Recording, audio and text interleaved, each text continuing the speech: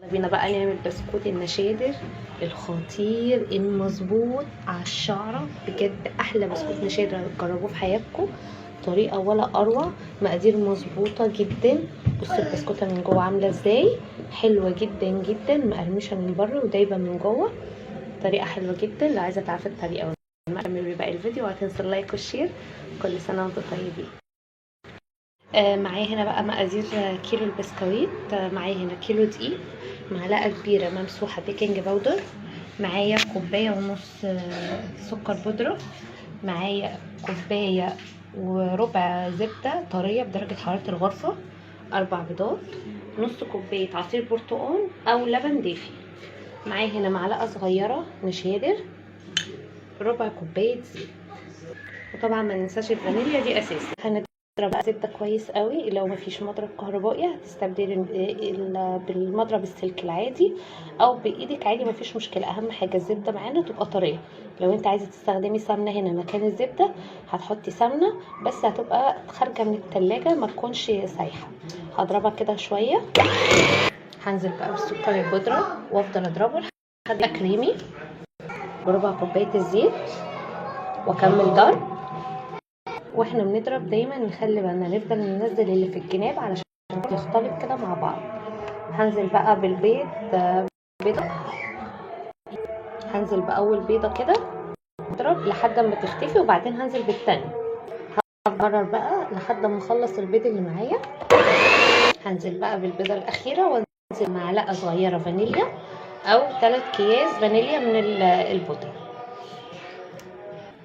هنا ازازه روح البرتقال دي بتدي نكهه حلوه قوي قوي. لو عندك روح الموز برضو ممكن تحطي روح الموز.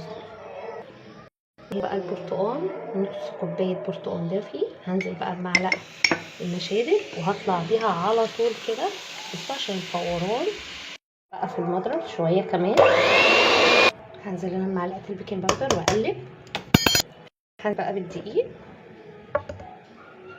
هنا بقى يا دوب لم ما بنعجنش. البسكوت ما بيتعجنش يا جماعه عشان ما يعضمش مننا. هلم بس المكونات كده همزجها ببعضها. حلوه قوي معايا سواء بكيس حلواني او من غير. انا هعمل معاكي كده من غير كيس الحلواني وتشوفوا له ازاي.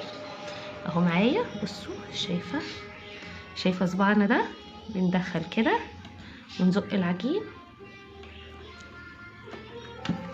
بصي اهي حلوه جدا جدا. عايزه بقى تستخدمي المكنه عندك كده مفيش اي مشكله. انا هستخدم المكنه، بس انا بوريكي طريقه كده علشان لو مش عندك المكنه او مش عندك كيس الحلواني هتعملي زي ما انا بعمل بالظبط. شايفه بنزق كده اهو. العجينه ما شاء الله سلسه معايا جدا. هستخدم المكنه. انا هستخدم الوش دوت. شايفين الشكل ده بتاع البسكوت؟ انت استخدمي الشكل اللي تحبيه. انا هركبه هنا كده واشتغل بيه. بصي هنبدا بقى نمشي المكنه. هنقطع على قد ال4 صوابع كده بالظبط، واحط في الصاج ممسوح مسحه خفيفه زيت. خلصت تشكيل. هحطه في فرن سابق التسخين الرف الاوسط درجه حراره 180. هياخد من 10 ل 12 دقيقه.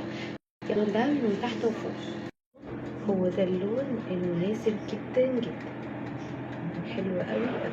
هسيبه يبرد بقى واشيله من الصاج. خلصنا احلى بسكوت نشادر تحفه، وريحته كانت قلب حاجه كده رهيب بجد، حاجه روعه روعه روعه. بصوا افتحها معاكم. بصوا البسكوته مقرمشه من بره ومن جوه دايبه جدا. جربوا الطريقه ان شاء الله هتعجبكم، واحلى لايك وشير. السلام عليكم ورحمه الله وبركاته.